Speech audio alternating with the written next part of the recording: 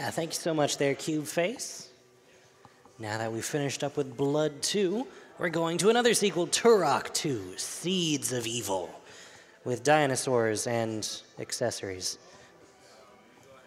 In the meantime, we do have a couple donations for y'all here. We got $20 from Anonymous.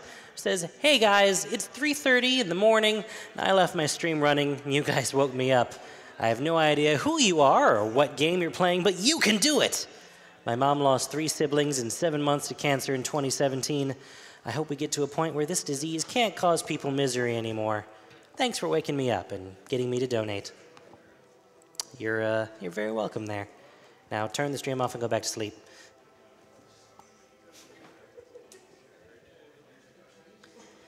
Got $5.01 from Nub Chaos. I should have gone to bed hours ago, but I had to stay up and catch the Turok 2 run. I have many fond memories of playing my N64 and dismembering foes with well-aimed saw blades.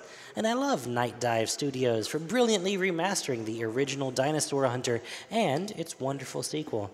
Donation goes to Bismuth's Choice, which we will find out soon enough.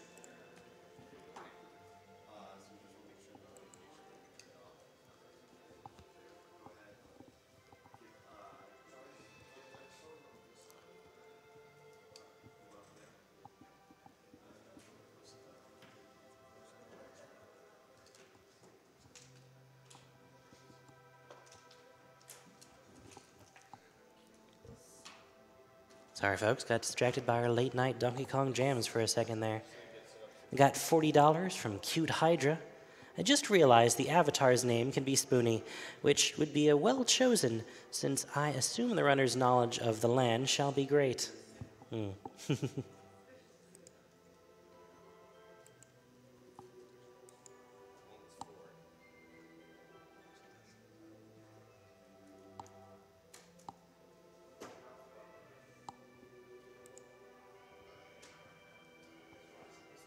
$5 from Anonymous. Shout out to my friend Jesse, who lost his hair due to chemo.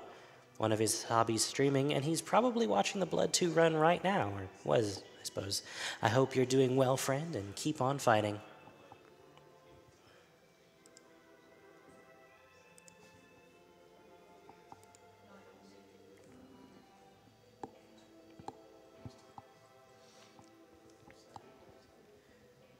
As I was mentioning earlier, folks, if y'all want to see more of the games in that engine, we do have some Duke Nukem 3D coming up later, but we have a couple incentives to go with it.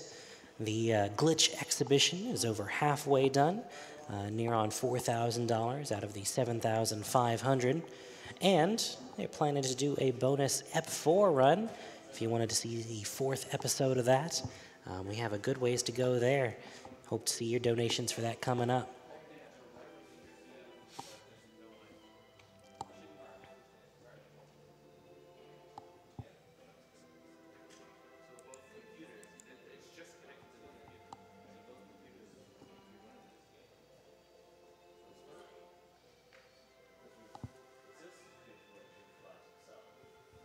In case you missed it, we did announce earlier that we've got another bonus game that we can replace the setup block with, Superman 64. The game was already broken, and they're going to break it even more. So if you want to see that, we're looking for $30,000. Please join us in this journey to break Superman more than it already is.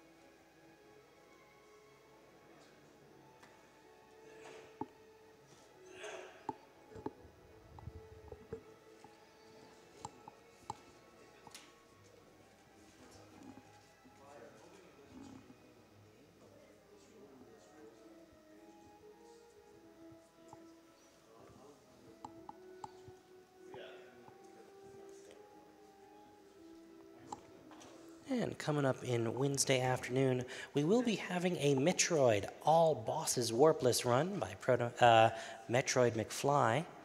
We have an option for you there to choose whether or not Samus will be wearing the Chozo suit. Unsurprising. Folks do not currently want her to wear the suit, but if you'd like to see the traditional look, please donate for that.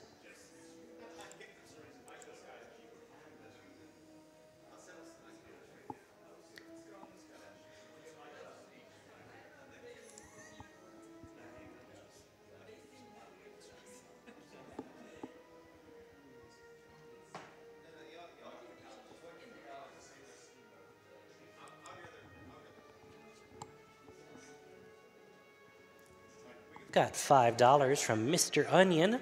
Got home just in time to catch the end of Blood 2. Now for some Turok. Shout out from Alaska, and cheers to the night crew.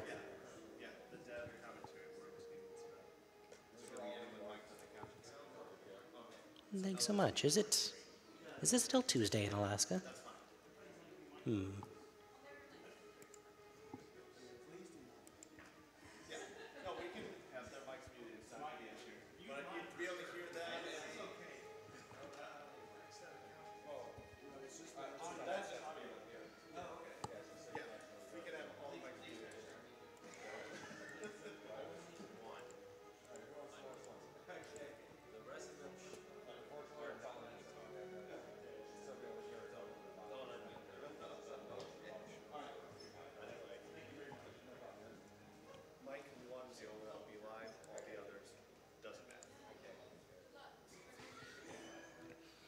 Just a bit earlier, y'all mentioned, or y'all heard me mention a donation to name the Avatar Spoonie. That was for Ultima 4, which is actually pretty close behind. Hey, wow, only $30 off. So if you'd like to choose what the Avatar's name is in Ultima 4, please go ahead and give that a donation. That one will be coming up, let's see, pretty soon on our list here.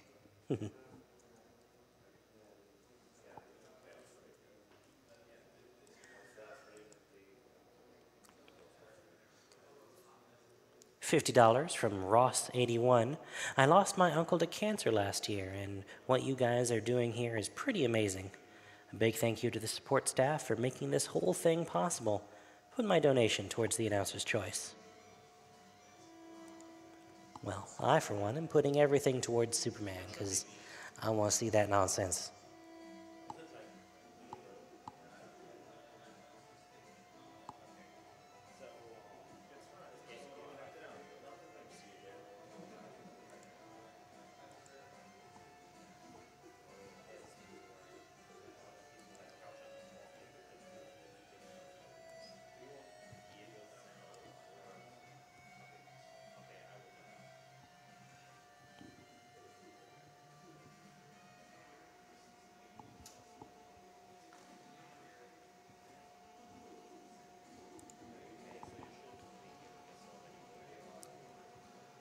$15 from Josie Smile.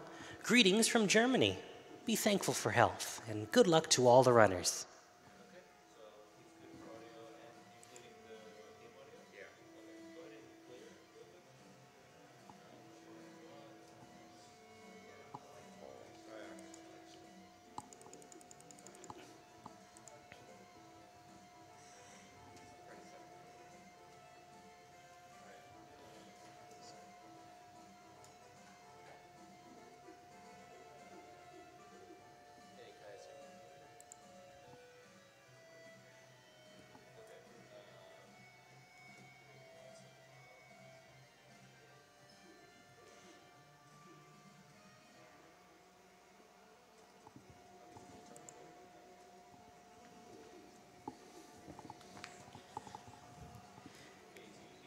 We've got $64 from Monoplex. I just heard Superman 64 is a thing that exists. Now I must see it played at AGDQ. I'm with you there, my friend.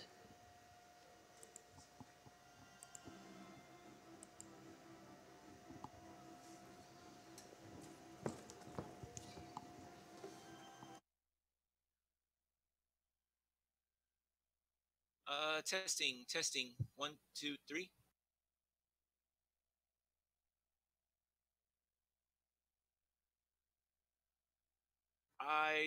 Yeah, I just hear you.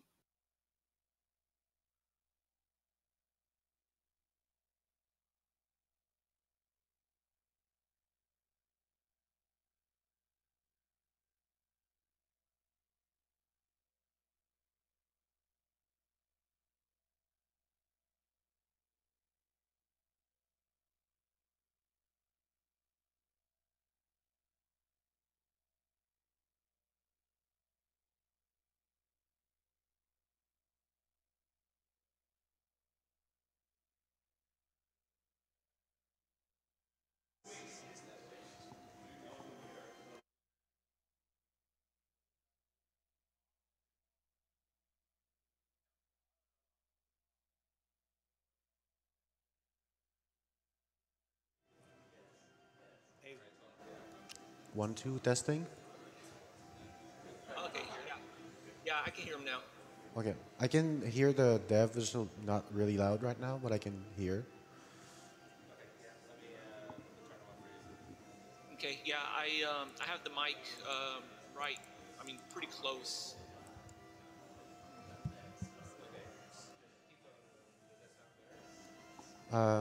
It sounded better, yeah.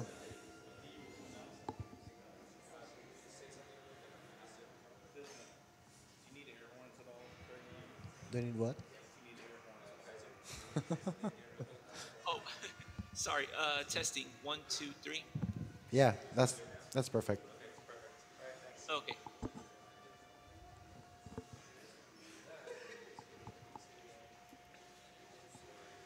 Just do it like at the end of the run. Perfect. $5 from Kevin240. Good morning from Germany. I nearly broke, but as I got the flu and GDQ makes my time fun. I had to give at least a little bit for the good cause. Better than investing it in fast food.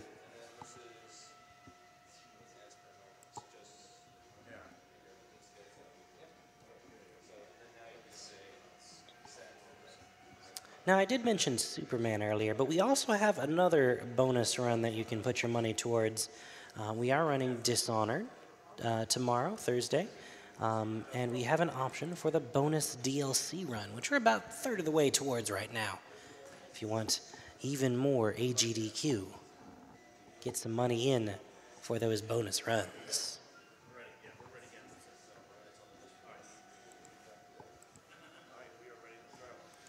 All right, and we are now ready to get started with Turok 2 Seeds of Evil with Bismuth. Take it away.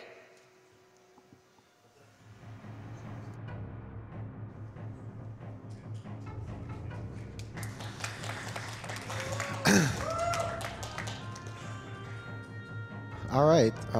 Well, morning, everyone. I am Bismuth, and this is going to be Turok 2 Seeds of Evil.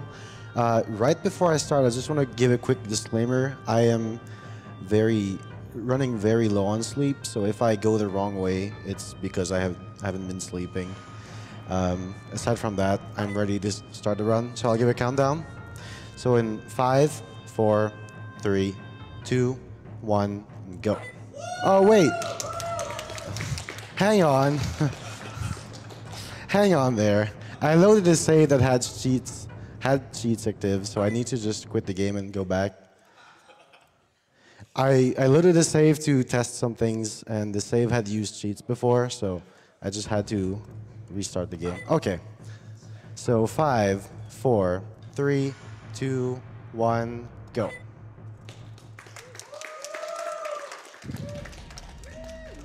The Port of Adia. All right, so I guess I'll explain right now. The game is split into 6 missions, and we have to, normally you would have to beat all of them to finish the game, but in the remaster, there's a new feature that basically allows you to break everything and only beat the first level. So we're going to beat the first one, and then the other ones we're going to kind of ignore all the mission objectives. Alright, so the first level is called Port of Adia. This is the only level where we're going to do all the mission objectives. The goal is to activate 3 distress beacons. So the first one is right there, sort of like the Distress beacon activated. intro objective, and the other objective is to rescue 4 children. And once that's done, we're gonna be able to finish the level and reach the main hub. Also, I have with me on a Discord voice call one of the developers of the remaster of this game.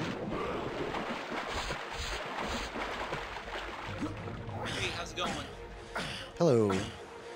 So yeah, I figured we could probably be talking about some of the challenges you had and some of the nice features you added in the remaster that made this this version of the game much different from the original PC port. Yeah, it actually wasn't a direct port. We had the original source code of the game as a reference, but the remaster itself is a completely different engine, and a lot of the gameplay logic and all that was used as a reference, but basically the renderer, the multiplayer system, all that was redone from scratch. And sorry, and also I was going to say one of the challenges was actually trying to make the game look good while removing all of the limitations that was present on the N64, like the draw distance. And of course, when the draw distance was extended, there was a lot of I guess you would say there's a lot of floating geometry and other stuff that you really weren't supposed to see. So it eventually came to it to where we actually had to update some of the levels to mask out some of that floating geometry. Right. Yeah, one thing I noticed as well in the remaster is that some parts of the levels are also changed a little bit to make them a little less like maze-like and more linear, because the original game was sometimes extremely confusing, and like especially in the Lair of the Blind Ones, a later level that's like completely absurd in the original game. Yeah, that level was it was pretty bad, and not only the Lair of the Blind Ones, but there was another. I think there was a few sections in River of Souls that was slightly altered to be less convoluted, and but at the same time, we didn't want to try to like go overboard with redoing some of these areas, so we try to keep things as intact as possible without having to redo a whole lot of things. But Lair of the Blind Ones was definitely that hub definitely went through some pretty significant changes. Right. Yeah, I noticed, because I did play the original PC port a lot. I've been speedrunning this game for about 6 years now. But I played the original PC port, of course, before the remaster, and I could definitely tell that many places, in basically every level except like maybe Death Marshes and Primogen's Lightship, I would say, there are many places that were changed a little bit to make the whole game a little easier to go through. Shotgun saved.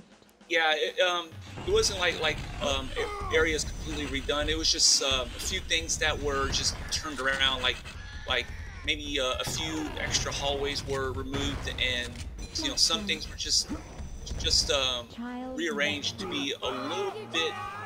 Well, I hate using the word linear. I didn't want to make it too linear, but at the same time, I didn't want to make it too confusing either. So some of the layout was just rearranged just so it would basically guide you towards each mission objective a little bit more easier without having to get lost. Yeah. One feature that was also added in the remaster is the ledge grabbing, which I'm going to use right there. So I'm going to use the ledge grabbing to skip a little bit of this section, grab here, and then jump on this bridge that should be lower but isn't, but it's still solid anyway. So the ledge grabbing is a nice little add-on that really makes like the speed tech in this game more interesting. There's one here as well that's kind of new stuff that wasn't there in the old game.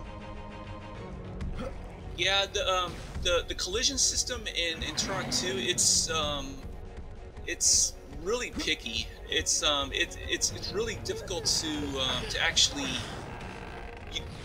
I mean, basically, in the original game, it would look like there would be some areas where you think you can actually jump on, but you can't. And when I used to play the original, that would always frustrate me. So I would actually, I basically came up with the idea of, after playing Doom 4, I saw that they added this feature where you can mount and climb up on obstacles, and that kind of gave me a basic idea of doing something similar in Turok 2. So it actually started off as an experiment, and eventually it actually started to play out pretty well. So I eventually left that feature in and started to kind of refine it a little bit. So I don't know how, but somehow I'm already almost at the end of the first mission here. Time has been going really fast. So this section here was my favorite as a kid, like with the little bridges in the sky. But unfortunately, we blast through it incredibly fast in the speedrun. But as a kid, that was a blast to go through. I wanted to say, in the previous area, I was activating switches through walls, and basically, switches have a small radius you can activate them in, and by being on the other side of a wall that's thin enough, you can actually activate switches from the other side. I'll also later do shooting switches through a wall because of that same radius thing. So I just missed the ledge grab, unfortunately, but that's only like a 2-second time saver. There are many tricks in this game that only saves a couple of seconds, so overall the game is a fairly stable game in terms of how long a run would last, because the most mistakes would only cost like 2 or 3 seconds. So in that regard, that's a great speed game because you always know how long a run is going to be. I think the estimate I gave for this marathon is only 5 minutes away from my PB, and I should easily make it. Yeah, originally I was going to look into trying to fix that issue where you could activate switches behind walls, but I decided to just leave it in. And but to explain why that would happen, it's just simply because the collision does things in 2 different passes, one for objects and one for the level geometry, and it does tests with objects first and then geometry. So basically you would interact with objects first before the engine handles collision with walls and floors. So here I'm doing a totem defense. Basically, after all the objectives, you have to defend the totem from being destroyed by these guys. Normally you have to do this in every level, but we're only going to see one of them because, like I'm going to explain later, and I already talked a bit about it, we're not going to beat the other levels. Basically, one thing that was added in the remaster was the ability to warp between save portals. And so we're going to be using that to warp between levels without having to actually beat them. And so that will make the whole 80% run much faster. The Death Marshes.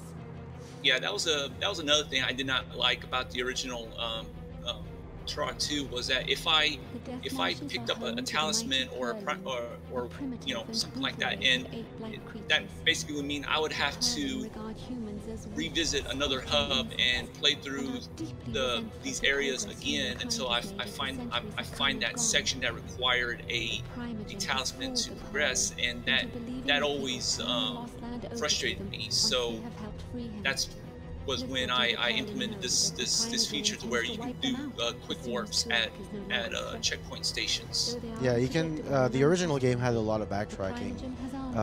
In the original port, actually, there were skips that were found to basically eliminate all the backtracking, but like in casual play, we're basically required to revisit each level at least once, which was, of course, a little tedious.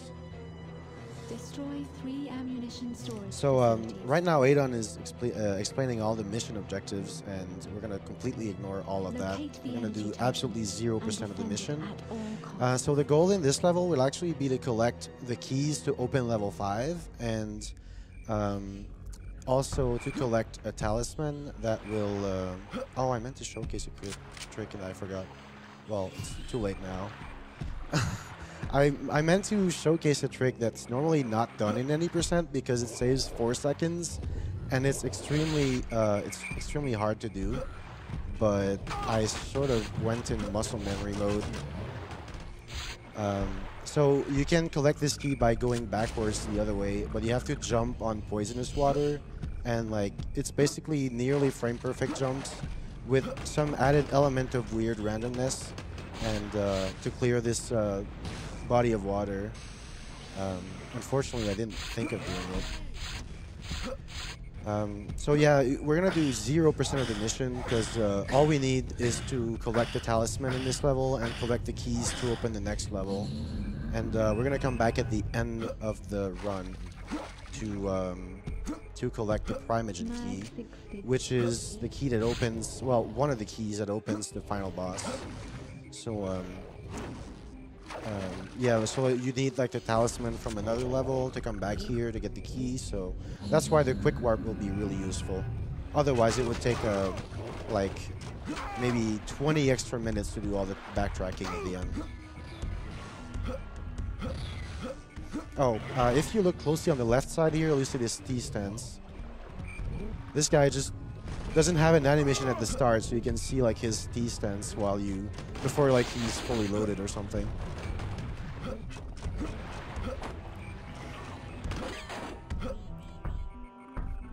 I'm actually surprised. I have never seen it before. Yeah, I've noticed that a few months ago, and it's just a funny little detail. So normally there's a giant enemy that is going to spawn at the end of this, but if you go around in the green goo there, you can skip that spawn. And also you can skip climbing that tower by jumping here and then jumping here. Ledge grabbing. If you miss that ledge grab, that's one of the worst time losses in the early game, so thankfully I managed to get it first try. I used to save my game there to make sure I wouldn't lose too much time, but I'm no baby anymore. I do it first try every time. Plasma rifle. Sniper capability enabled. Alright, so this level is the shortest in the run. It's actually like probably more than halfway done already.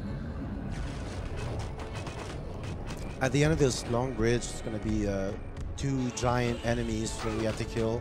But thanks to explosive shells, we're going to kill them in one hit. Explosive shells are like extremely broken, especially in the remaster. They were really good in the old game, but in the remaster, they're like kind of ridiculously broken. One detail about the explosive shells, basically the shredder is a weapon that if you fire, it fires a beam and then the beam splits into different like smaller beams. But with the explosive ammo, what it does is, what it does with the explosive ammo is, it just like bounces the same beam for maybe like 20 bounces or something. And I don't know if it was intentional or not, but on each bounce, the explosion triggers again. And so, like, if you shoot the explosive shell in a small room, then it's just gonna fill the entire room with explosion. And so it kills pretty much every living thing in that room, except you, of course. I grant you the breath of life, Talisman. This talisman will So, for that reason, explosive shells are gonna be pretty much the most valuable type of ammunition in the game. Throughout the run, I'll be counting my explosive shells. I really need to not use too many of them, especially in the later levels. Each and every one of them has a purpose, and wasting one can be very problematic sometimes. Also, here I just turned on the map. I'll be using that a little bit more later. It just kind of helps me seeing exactly where the walls are so I can take the best lines. Alright, that's a neat little skip. Here I used a trick where I saved the game and then loaded it again. That allows me to go through this door as soon as it starts opening and saves a few seconds. Basically, if you quick save and quick load in one area, as long as you stay within that area, all the doors that are currently opening but aren't fully opened yet, you can just go through them instead of having to wait for like the collision to leave to be like far enough removed that you can go through. It doesn't really save time in most of the run, but there are some areas where it does. Alright, so we're done with this level for now. We're gonna come back at the very end of the run. So we collected all the keys we needed to open level 5. Now we're gonna do... so I didn't say it at first, but this level was actually level 3 Death Marshes. And we're gonna go to level 2 now. And the reason why was because you need a talisman in level 3 to get the key in level 2. So we won't need to backtrack to get the key in level 2 because we already have the talisman now.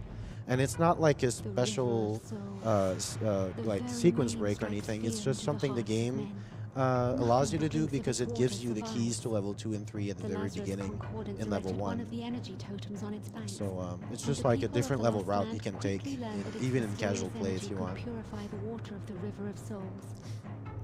On the very shores of the deadly river, a mighty city sprang forth. I really like this level. River of Souls is my favorite level. I really like the music, I really like the setting. I think it's really one of the most well-made level in the game. Ricey was once home to a formidable army, but decades of peace and prosperity saw little need for a large military presence. I'm actually surprised that they never added like another section to where you can ride the riding gun and shoot things. It's only at the beginning of the River of Souls and that's it. Yeah, and it's like definitely the moment where you feel the most badass in the game, and of course because this is a speedrun, this is a no fun zone, so we're not gonna actually take the riding gun because going by foot is much faster. However, it requires a lot of explosive shells, and like I said, they're really valuable, so I'm gonna make sure to not miss any shots. But yeah, the first section is usually the riding gun section. You can see the giant dinosaur right there at the beginning, but I'm gonna ignore him and just go on my merry way by foot. So I'm gonna be shooting these turrets with my own hands.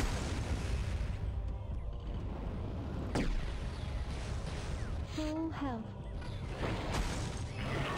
Hopefully I can get both turrets at once with a precise shot there. Nice. I didn't get the first one. Well, I just wasted a shot there, but I think I can spare one, but I can't spare more than one.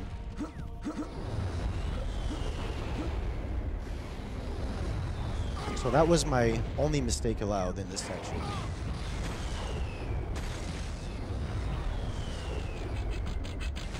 So as soon as a bridge starts like lowering or raising or whatever, you can walk on it as if it was done doing its animation.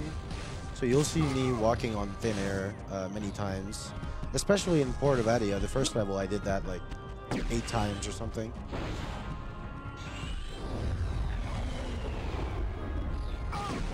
Sometimes there are also bridges that you can lower, but the game expects you to lower it before trying to cross it, so you don't even have to lower it, and it's just gonna let you through anyway.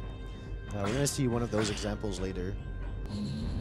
Yeah, the actual bridges themselves don't have collision, but instead, like all the levels are based on like collision meshes that are handmade by the level designer, and usually they would have like a flat piece of mesh that would just toggle on and off for collision. So really you're not actually colliding with the bridge. Yeah, that makes perfect sense actually. It's actually very similar to how GoldenEye does collision. That explains why you can do this, for instance. And that also explains why you can do this one. So yeah, you're supposed to lower that bridge, but you can just jump on the water and go right through it.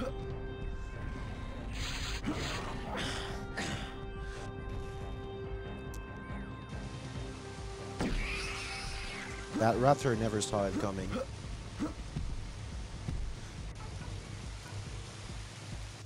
Full health. Would you say it was not a clever girl? I would say that, yes.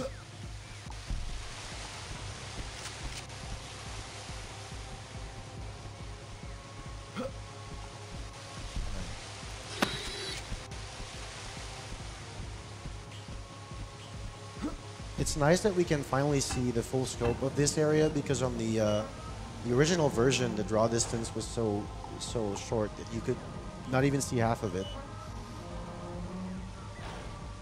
Yeah, surprisingly, the levels in Turok 2 are actually pretty large. But Yes, they are. But the draw distance, it just makes it feel so claustrophobic. Yeah, it really feels like the game was so limited by the hardware at the time that the remaster is really like giving what the game should have, like giving the game the full potential it should have been using all this time. It's basically what Turok 2 should have been from the first release, I would say. It's like what the game should have been. It's really all I can say about the remaster. I'm really happy about the remaster. It really made what I thought was a good but flawed game into a great game. Okay, so here you can you'll see a really good example of why the explosive shells are really broken. So this you'd have to shoot it like 10 times, but by shooting like that, you just destroyed it in one hit. So like the explosive shell just bounced up and down on the ceiling and on the floor, and it did like one explosion on every hit. So it just did like 20 explosions in a row and blew up the objective in one single shell.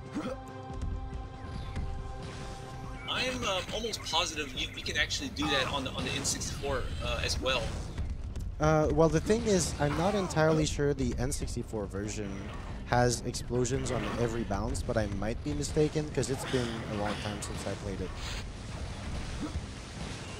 I know if we could do that before, then I wasn't aware of that speed strat.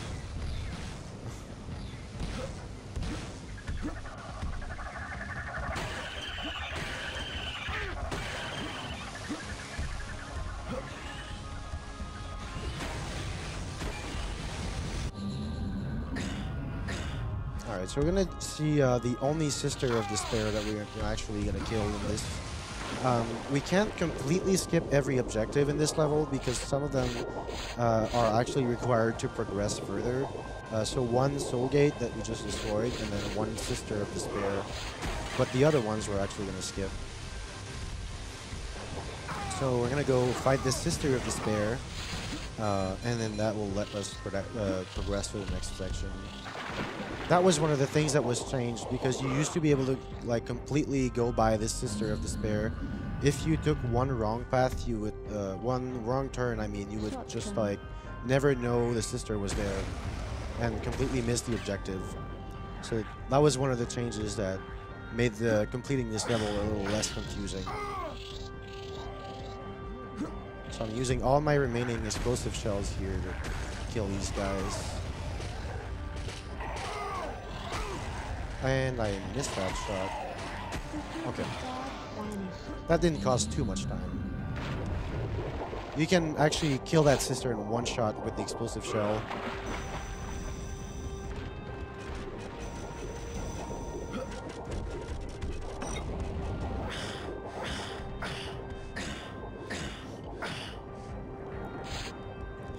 In this section, it's a little more like just going through tunnels, but the next one after will be the second to last area of the level. So we're actually already reaching the end of River of Souls here. You would normally see the second Sister of Despair over on the left pretty soon, but we're going to ignore that one because we don't need to actually complete the missions. We really are only going for the level keys here. And since we do have the Talisman from level 3, now we can actually get the Rummaging Key without having to backtrack, so we're gonna do that as well.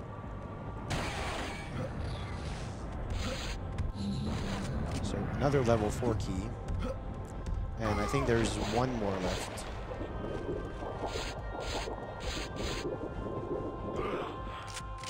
Okay, got the explosive shells refill, got 3 more, so I can kill this guy in one hit. He had no chance.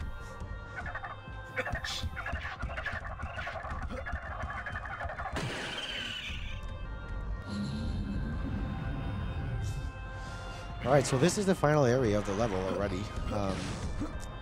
We're gonna have to collect the feather to get the talisman. That's something I didn't explain at first, but for some reason, this ancient spirit that gives you these powers really likes eagle feathers. So you need to bring him one.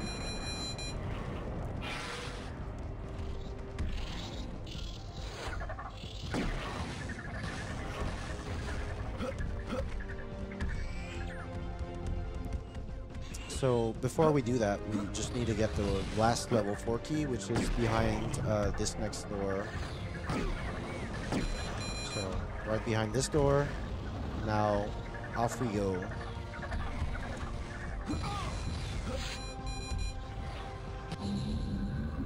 Alright. As you can see, everything is in 3D except the 2D non-moving sprite of the feather. I don't know what they were. I don't know what who they were trying to fool with that one, but I don't think it's working. With this talisman, you may leap great distances simply by... Yeah, I never really understood that myself. It's a little similar to the trees in Super Mario 64 that are actually sprites, except this one is a little more obvious.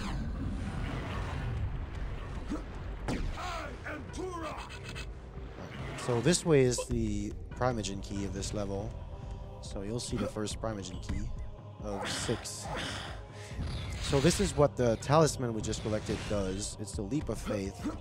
And I guess right now I'll touch already on all the talismans and what they do. In my opinion, the original developers of Turok 2 didn't really have too much inspiration for the powers to give Turok. So the first talisman is this one. So the Leap of Faith allows you to cross large gaps by standing on the talisman pad.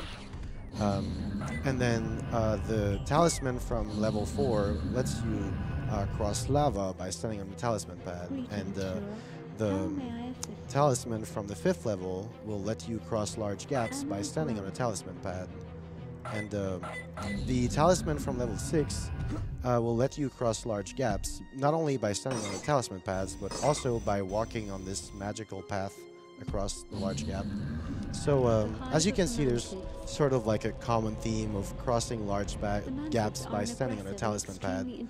It's basically what every single talisman in the game will allow you to do. The Mantids are incapable of pity, remorse. I feel like they could have at least thought a little more creative ways to give you powers than crossing gaps. By promising to give them ripe new worlds to infest. The first world on their list is Earth. So yeah, this level coming up is Hive of the Mantids. And it is, in my opinion, the hardest level, both casually and for the speedrun. There are a lot of precise tricks, well, not really precise tricks, but precise shots and with short timing windows. And the explosive shells are extremely precious in this level. So I might do a little bit of safety quick saves just in case I miss some shots, so I'm not wasting too many explosive shells, because that can lose a lot of time.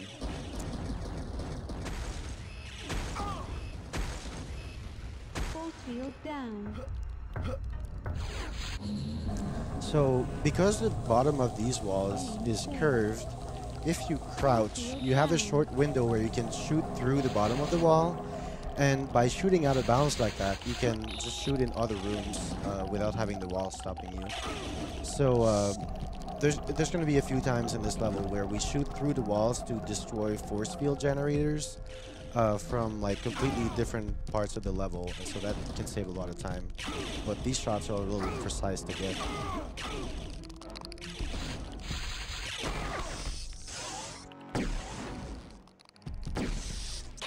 Alright, so far so good.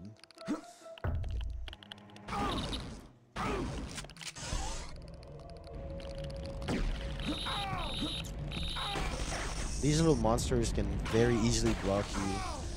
The main source of time lost in this level is just getting blocked by every single thing. Okay, there's a little tricky shot coming up right there. I went a little early and didn't get it. There you go. So that's the only force field generator that we're actually walking up to it and destroying. Every other one will just shoot from out of bounds somewhere.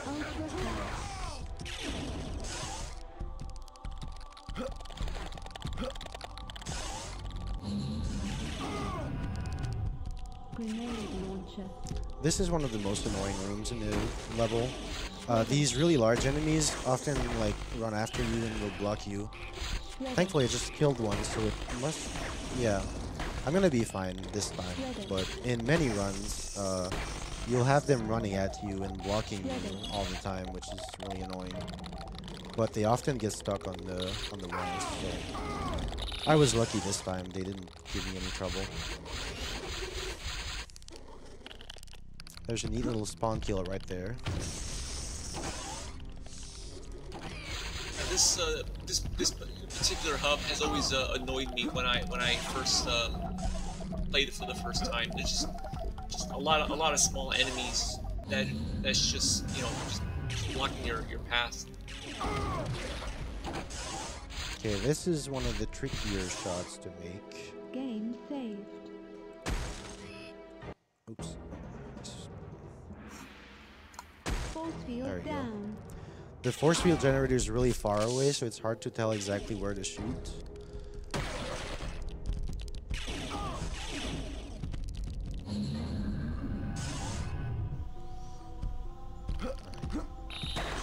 Shall I go ahead with some donations? Yeah, if you want. Sure. Got $15 from Teeny. It's been a very long time since I've been able to donate. Lost my grandma to breast cancer 23 years ago and lost a friend to cancer almost 7 years ago. Thank you to everyone for all the hard work you put forward to help fight cancer. Nice. That elevator cycle is pretty hard to make, and I had a kind of a slow start to this area, so I was hoping I'd get it. Firestorm cannon. Force field down. So you can also shoot through the floor by crouching like that if you stand in the right spot. Also, there's a switch behind that. We can't see it, but there's... Portal activated. It activates the portal to You have found a get the talisman. cabin. And by death warping there, we can just reach that talisman faster. Actually, because of the way we're doing this section, we're actually locked out from returning after we jump down to the feather section. So death warping is pretty much the only way back, unless you like go out and do more stuff. We skip like activating one elevator, and so that's how we can get to the feather faster. But you need a death warp back. With this talisman, you call upon ancient voices to lift you over areas that may not be crossed otherwise. So you heard them. You can be lifted through areas that you cannot be crossed otherwise.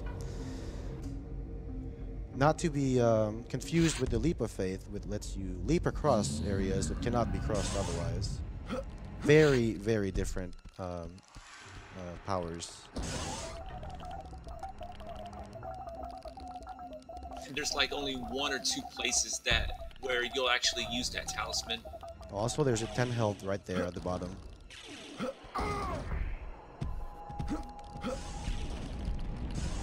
a grenade launcher here. Full health. Cerebral bore. So I just picked up this cerebral bore. This weapon is probably the most legendary of all the Turok games, and here's the only time of the run where I'll be using it.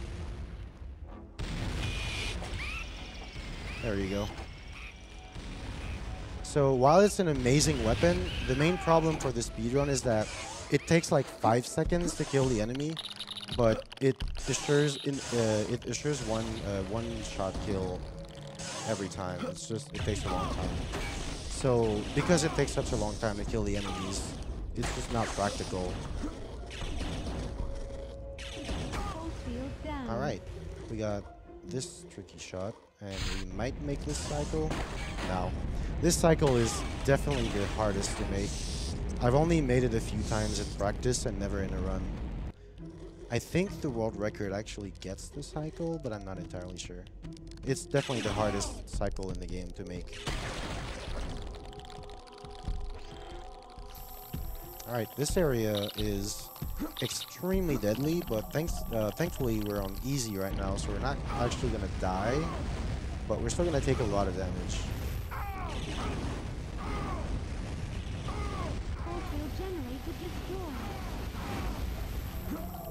I still took 60 something damage from this area.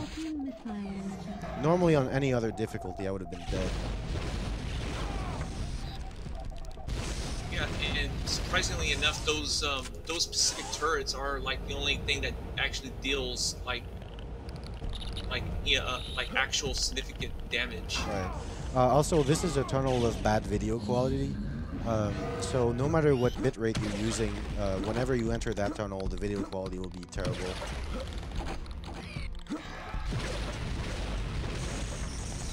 We've tried with a bitrate of like 10,000, it doesn't help. It's still gonna look terrible.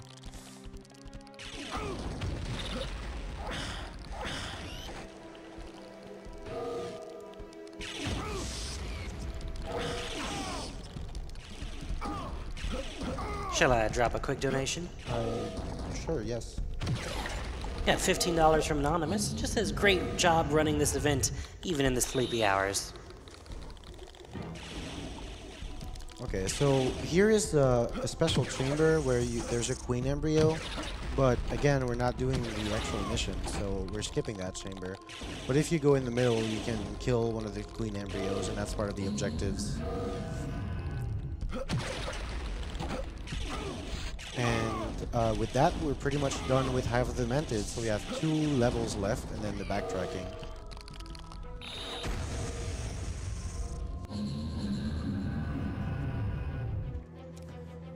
Greetings, Turok. How may I assist you? So I'm gonna refill on ammo, and off we go. So the Whisper's Talisman is actually the Whispers is the one we picked up in Hive of the Demented, the last one. The Whisper's Talisman is actually by far the worst. So in the hardcore category of this game, enemies deal 8 times more damage and also have 4 times more health than on this category. And so basically, like, whenever I'm below 90 health, that means I would probably have been dead otherwise in hardcore. In the start of Lair of the Blind Ones, you use the Whisper's Talisman, and there are enemies that are like out of reach for you to kill them before you use the talisman. But then once you use the talisman, you'll see you spend like 10 seconds of being unable to do anything while they shoot at you. And in hardcore, they'll just kill you without being able to do anything about it. Which is why, in my opinion, Whispers is a terrible power to have. Thankfully, though, I don't remember who exactly, but somebody figured out a strat to unload one of the enemies here, and so you can actually live through this section in hardcore, but you have to like hug a specific wall to never trigger the enemy later. So like, if I was on hardcore, in this section here, I would have lost probably around like 160 health. This guy is dealing 40 damage per hit on hardcore.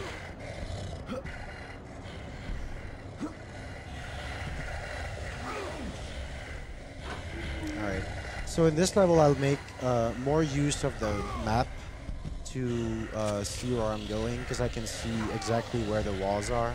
That's pretty useful.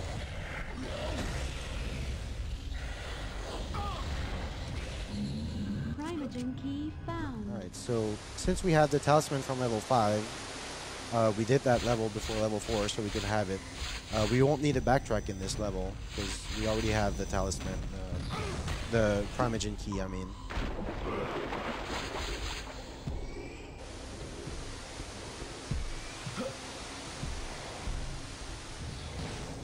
So this level was, I think, where most players gave up on N64 because it's absolutely insane in terms of like how confusing it is.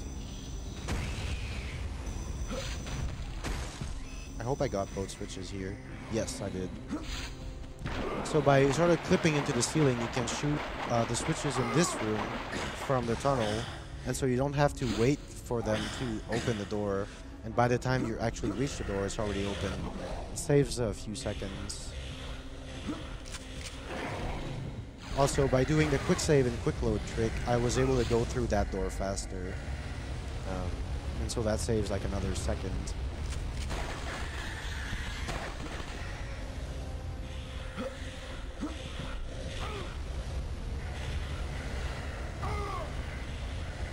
My health is getting pretty low here, but I'm not too worried because there's a full health coming up.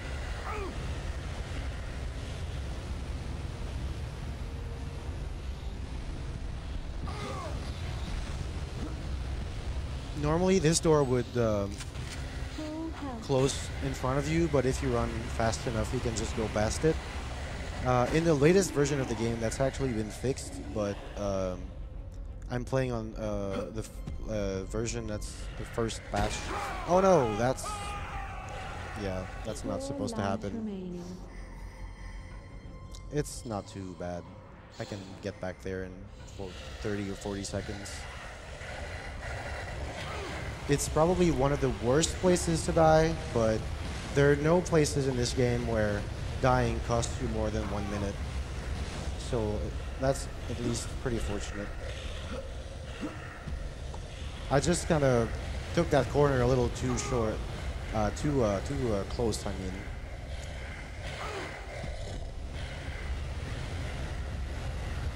Got some donations while you get there if you'd like. Yeah, sure. $5 from Akuji1993, appreciating the runners and the audience that fills the night hours and brings me entertainment at work. Have fun running. And we also got $40 from Ray109, who says nothing whatsoever, but thank you anyway for the donation. Alright, so we're back where we died earlier. So yeah, like I was saying, the cool thing about this game is that there are very few large time losses, so it makes running this game a bit less stressful, I would say. Alright, so coming up is the only really difficult large skip, I would say. So I'm gonna have to save state for it, because if I miss, I would lose a lot of time. But I got it first try.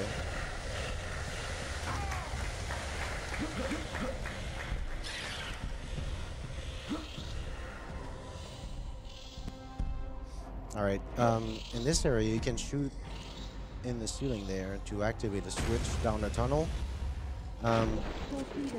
You can normally activate an option to show the objective markers, but I don't really like having that option, so I kind of don't use it. But the only downside is I can't see if I actually hit that switch. So hopefully I did, but if I didn't, it's not too bad. I can just go hit it the normal way. Okay, I did hit it. It's pretty rare that I would miss it, but sometimes you're unlucky enough that the explosive shell you throw down the tunnel somehow never touches the switch. Alright, so there's a thermal vent here. The only objective in this mission is to seal 3 of them, but we're actually only there for the cave door key that's right next to it, so we're not actually doing it. This part of the level is an extremely confusing maze where you often end up drowning because you don't know where to go. But of course, when you know where to go, it's not too bad. this area actually went through several updates. Like a lot of tunnels were actually taken out Right. to make things a little bit more simple. Yeah, I think the original tunnel was completely insane. I remember when I was younger, it was mostly my brother playing this game because he's much older than I am, and I remember him spending a lot of time on this tunnel section. I actually remember spending at least like several hours just trying to find my way around this area. Yeah, it's most people describe this level as being a confusing hellhole of a level. it's like I said earlier, it's where most casual players, especially on N64, gave up playing the game.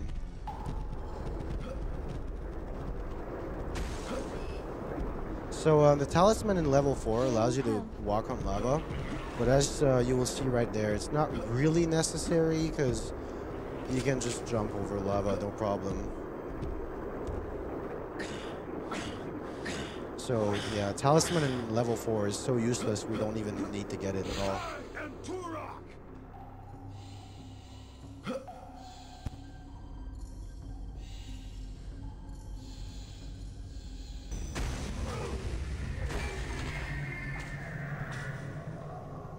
Is one of them not dead yet?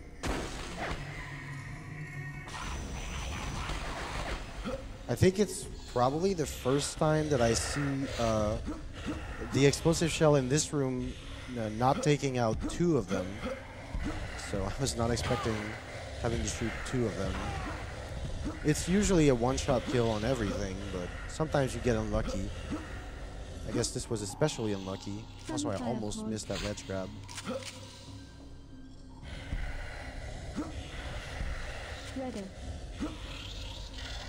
So we're already coming up towards the end of this level. In this level, that's probably the only one where the explosive shells aren't really like too required.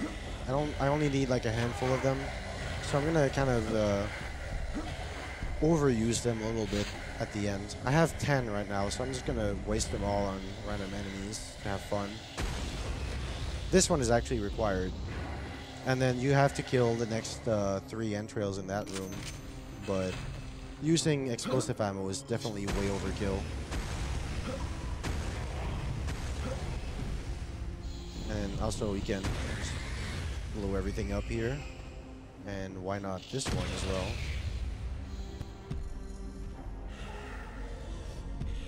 In that area was a mission objective, so we can just go right past it. And now the final part. If I fall down there, it's just a minor time loss, even if it looks like it would be the death of the run. But it's just simple platforming. Alright. The last level 6 key, and they kill these guys. And this one. Now, yeah, something I kind of forgot to explain. When you fail the level, it brings you back to the beginning, and it's often the fastest way to reach the closest save portal. So that's why I've been doing that in most levels. Greetings, Turok. So now we're going to the last level of the game, Primogen's Lightship. Primogen being the main enemy in the game and the final boss, so that is his Lightship. This is, I think, the longest level. It's split into 4 sections, and the main objective in this level will be to get the Rummaging Key 6, which is normally the last one you would need, but we'll get it before backtracking, so it's actually not the last one we're getting. I don't know if I'm speaking loud enough to be covering what Aiden is saying right now, but basically the level is split in 4 sections, and each section has one switch you need to press. And if you press all 4 switches, then that lowers the force field on Rummaging Key 6. The thing with each of the switches is that they are locked behind areas that you need the talismans to cross. And so you'll need the talismans from the previous level, but also the talisman from this level to get all 4 switches. And so in each section, my goal will be to reach that switch, activate it, and then progress to the next one. The thing is, the switch that needs the talisman from this level, of course, is before the point where you get the talisman, so we will have to do some backtracking within the level. But I'll point out each of these 4 switches as I get to them. They're all fairly obvious because they all have these talismans pad right next to them. The river of souls will grow pure for the first time. Tens of thousands would benefit from its clean, cool water. And yet Adon never mentions any of this. Right. She only talks about some random whatever. I don't listen to her. She's misleading me, trying to get me to do fetch quests or something. So the warp pads in this level are a little different. There's sort of these elevators you have to activate before you take them. In this level I use a map a lot to know exactly where the walls are, but also to not get lost. And I actually went the wrong way, of course. So like I said at the very beginning of this run, I am currently very tired, and so it is quite likely that in this level I go the wrong way a few times. This level is a little confusing, I would say. So when someone has had 4 hours of sleep, like 24 hours ago, going the right way everywhere is not going to happen.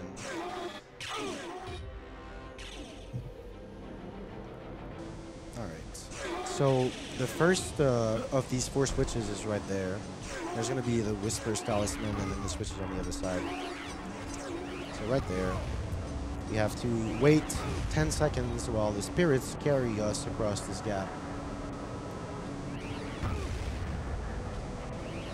And this behind the wall right there was the switch I needed to activate.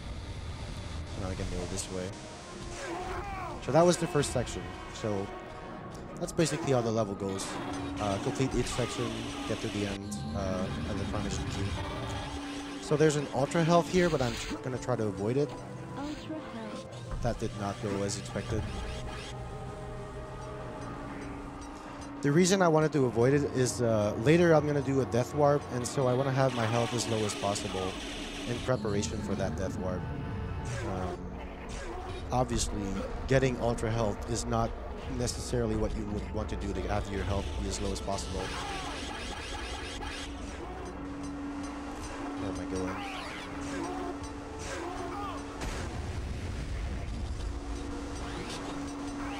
In this area, if you fall in the middle, you're like permanently stuck until you die. So you gotta make sure not to do that. So I guess for the rest of this level, I'm gonna kind of try to take as much damage as I can, and that's gonna speed up the later section.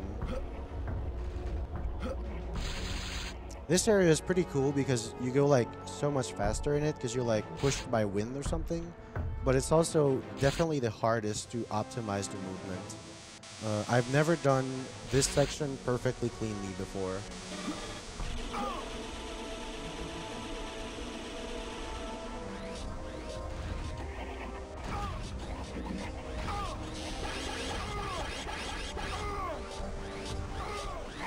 Shall I hop in with a donation? Yeah, of course. Yeah. I got $5 from just another Twitter user. This is for J. Dos Santos 2110 on Twitter, who made a tweet about their grandpa being diagnosed recently with cancer, and had a lovely message about being grateful for all that GDQ does. They mentioned they couldn't donate this year, so, although it isn't much, this is for you and your grandpa. I wish him and your family all the best.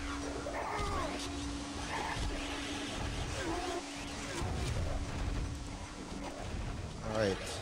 so that is the end of the second section. But as you could see, I did not activate the special switch behind the Talisman pad. That is where I'm going to have to come back later.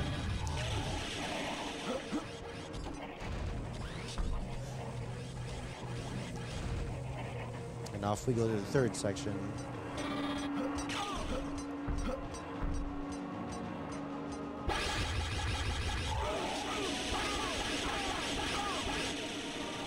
Alright. So you probably have noticed that in this level, Turok is constantly yelling. Because you're always like taking small amounts of damage, but it's never like large amounts.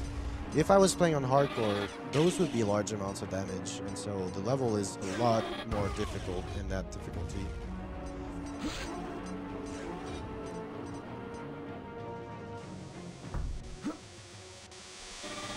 I'd like to give shoutouts to the Turok 2 speedrunning community, especially to Growth Cassidy, who holds the world record in this game. He has a 107 and I have a 109.29, so he's about a minute and a half ahead, a little more than a minute and a half ahead. Any guess on how you're doing so far? Well, of course, that one death in Lair of the Blind Ones cost probably close to a minute, so I wouldn't say too well, but I would guess I am probably on 112 pace, but it might be 113 pace. I don't know exactly what time I'm at right now, but I would guess I'm on pace for about maybe mid 112 to mid 113. Way better than I can do either way. Okay, in this room you can actually do it faster by jumping on these walls. And I missed. I'm gonna try it again. There you go. Whoa, I got a weird... Okay. I got a weird bug where I tried moving forwards and it kind of didn't work, and I just got trapped in this room instead. Okay. Alright, so that was a little slower than it should have been, but it's fine. Oh, did this door really close now? This section can be really annoying because as soon as something goes wrong, everything will go much worse.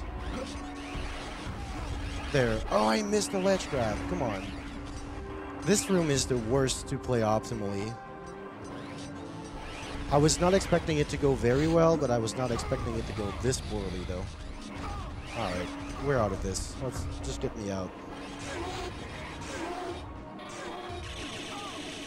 So, like, usually most switches in this game just open doors permanently, but for some reason, in that specific room, they only open for a short amount of time. And so if you miss some stuff, you're gonna have to redo some parts. You have to reactivate some switches.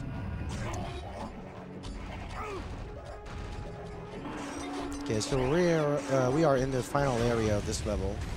This is where we'll get the Talisman to get the final switch as well.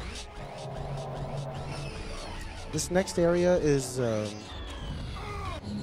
it doesn't really matter how fast I go here because I'm going to be waiting for the elevator.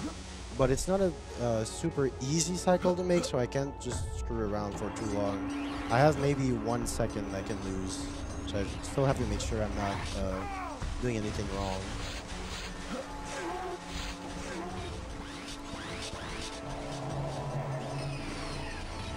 Alright, if I see the elevator moving, there you go. That means you can make it. If you get there and the elevator is stopped moving already, then you won't make it. That's been my observations, at least.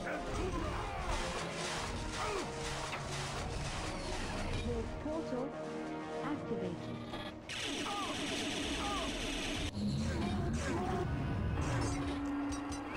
Alright, so here's actually one of the mission objectives. Assembly plant destroyed. So we actually have to complete that one because it opens this door in which we need to collect 2 items. These 2 things will let us reach the switch in this area. But aside from that, we, again, don't really need to complete any of the mission objectives. There's another category in this game. Aside from the difficulty setting, there's also 100%. Whoa, I went too far. Okay. In the 100% category, you do need to complete every mission objective, and you also need to collect every weapon. 2 weapons can be very easily skipped. The tranquilizer gun and the bigger one is the nuclear weapon, the nuke. For that one, you need to go in the fake portals, the Oblivion portals, and fight a bunch of Oblivion monsters. And then at the end, you get rewarded with a part of the nuke weapon. And when you have all 6 of them, you have the nuke, which is, well, I guess just the name probably gives you a good idea of how powerful that weapon is. The only thing is, it's not really effective against bosses, which would probably be the best use for the weapon. So in practicality, it's not really that much of a good weapon. It's sort of that thing that's like incredibly awesome, but you realize it's actually not really awesome. Alright, so here I can actually try to take a little bit of damage, but just not too much. Okay, that was less than I should have taken, but at least I didn't kill myself, which was something I was trying to avoid. So in preparation for the death warp, I'm trying to get my health as low as possible, but I also have to be careful not to get it so low that I die before the death warp. So I'm going to be on the cautious side here with 95. I could probably be at around 40 and still be fine here.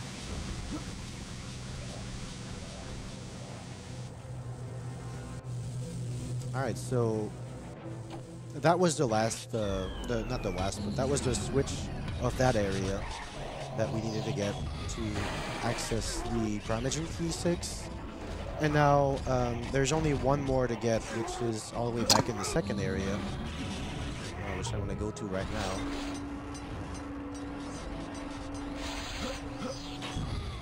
No, I didn't want to get that. Well, we're full of health now, and so yeah. It really doesn't matter that much because all it does, it costs like about half a second per 13 health. So wait, I am in the wrong place. This one. Yeah, it costs about half a second per 13 health I have. So having like an extra 100 health is only really costing me like 3 seconds. But I'm making it a bigger deal than it actually is.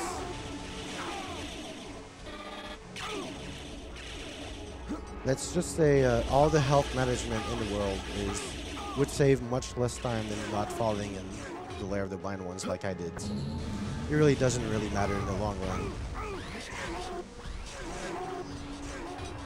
Alright, so this is the Eye of Truth Talisman. Lets me cross large gaps again.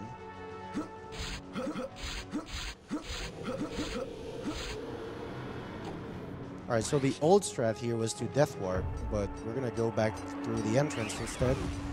I timed it to be about 3 to 4 seconds faster.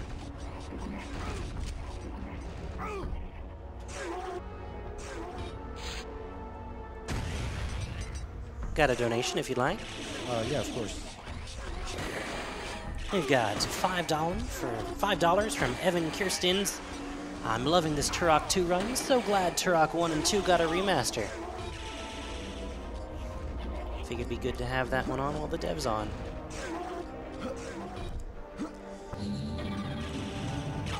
Okay, we're going this way. And now the force field is now down, so I can collect this Rummaging Key. And now we're going back through the first area.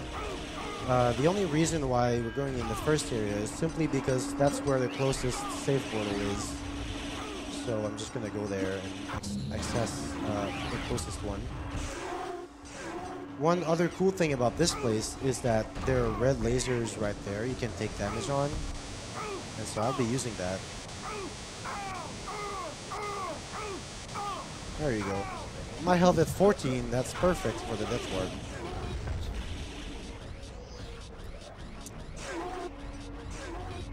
Alright, so now I just gotta be a little careful not to die before it's time, but that Greetings, should Turok. not happen. How may I assist you? Alright, so warping to Death Marshes 3, and I'm gonna go collect the Primogen Key here. So the reason I've been talking about this Death Warp is that basically the Primogen Key is all the way at the end of a tunnel, and it's really long to get back from it, and so the fastest way is just to Death Warp, and that will put you directly at the save portal, so that saves, I would say, probably at least 40 seconds. Well, maybe not 40, Your at least oxygen 30 is low. seconds, I would say. Alright. So here, I want to die as soon as I get the Primogen Key. Primogen key found. Okay. And now, 5 back in the lives save portal. remaining. So that was level 3 backtracking. Now we're going to do level Greetings, 5 Turok. How backtracking. may I assist And then we'll have level 1 backtracking. 5 is all the way down. Breeding grounds. Let's go.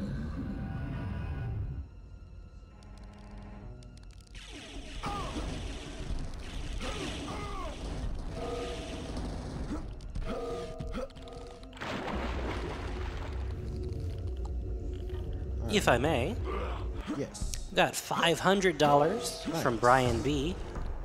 This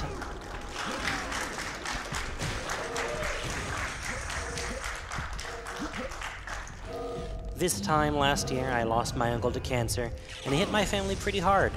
In the spirit of a previous donation, I also want to donate on behalf of some of those who can't, and to try to prevent any other families from going through the same.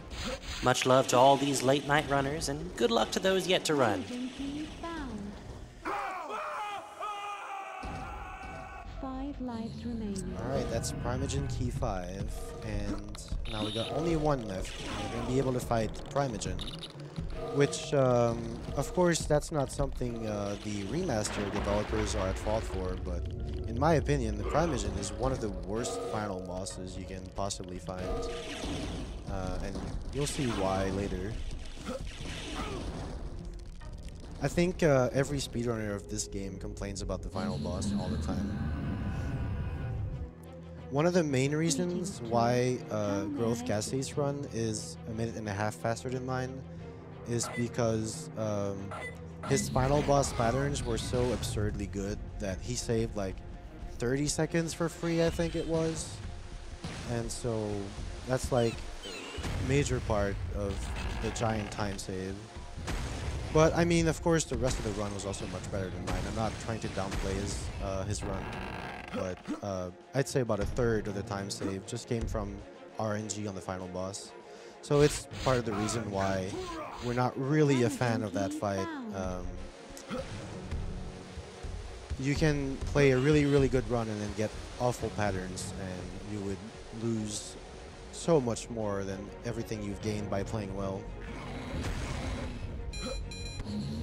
Alright, so we're done with all the Primogen keys. It's gonna be the time for final boss. Greetings, Turok.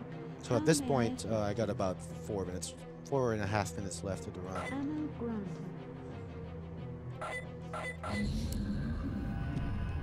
We tried to figure out like what exactly triggers these patterns with the final boss, but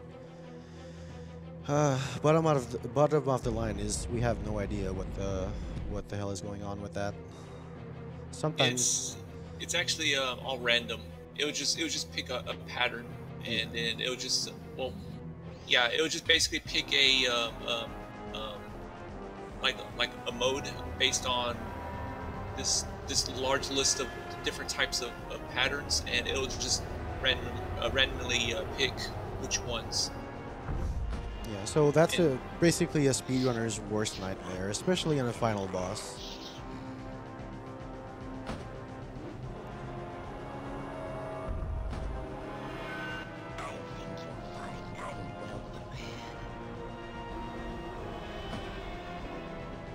Alright. So in this boss, basically we'll be waiting for him to be done dancing in this little cockpit here. And then when he comes out, we're going to blast him off with these things, little explosive shells. Now we have to wait for these bombs to fall.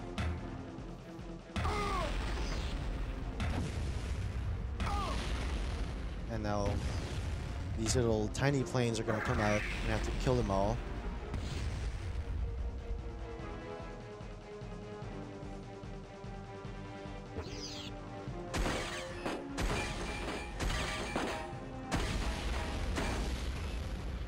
And now hopefully he comes out now. Okay, he did. So the first phase we have to blast off the antennas. As you can see by the flashing antennas. Now he's gonna try to regen, but we're not letting him do that.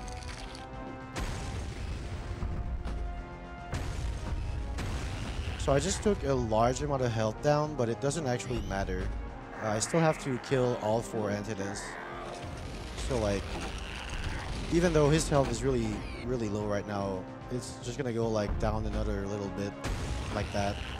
And then there's another phase of regen that I have to cancel.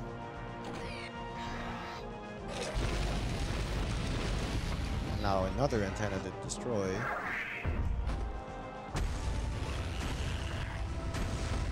And now one last round of regen interruption. I was lucky enough that he landed right next to his little control panel, so it's going to take much less time to actually reach it.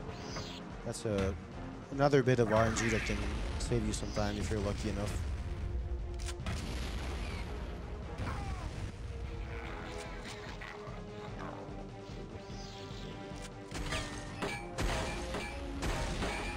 So if I'm really lucky, he's going to come out soon, but chances are he won't. Yeah, he's not. He's staying there. More bombs.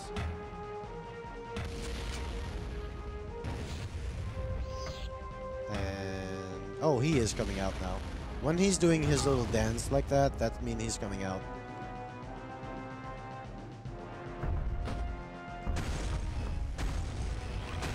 I can't aim. There you go.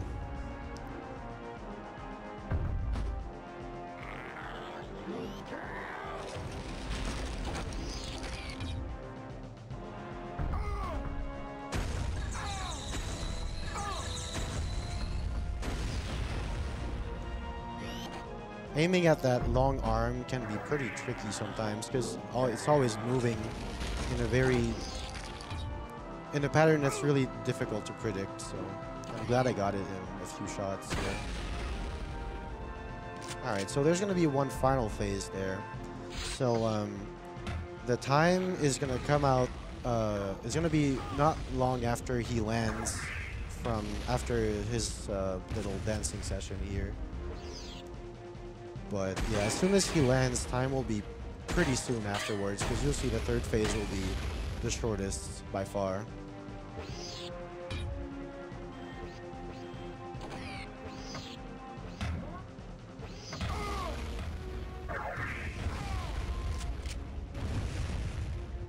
Game saved.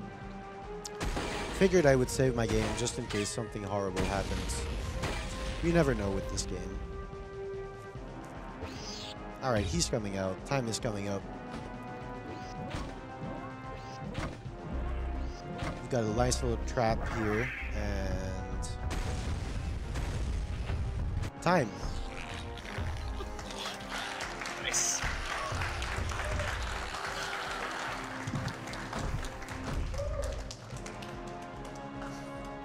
So yeah, while I still have the mic, I'd like to give huge shout-outs to the dev team at Night Dive for the remaster, and also the Turok 2 speedrunning community, including like I talked about, Growth Cassie, who holds the record in this category, but also Behemoth, who runs Hardcore and has the record in it. He's the same Behemoth who does Super Metroid runs as well. You may know him already. I'd also give shoutouts to Bakwa Soup. He also submitted this game, but yeah, his PB is really close to mine, so it was sort of a close race for the GDQ submission. But he's also a really good runner, and a really good runner of Resident Evil games. And there are other runners in the community, like, wow, I'm forgetting his name. But there's someone who like discovers all these really neat tricks, like all these shots in the Hive of the Mantids, but I'm too tired. I'm sorry, I can't remember your name. I'm really tired. But yeah, also a great runner and really great contributor to the speed game with all the tricks he found. Probably the runner with the most tricks found for the general any percent run. So yeah, those were my shoutouts. Also shoutouts to the people behind me on the couch for watching the run, and shoutouts to the dev commentary as well. Thanks for staying at this really late hour of the night, and thanks to the crowd and everyone.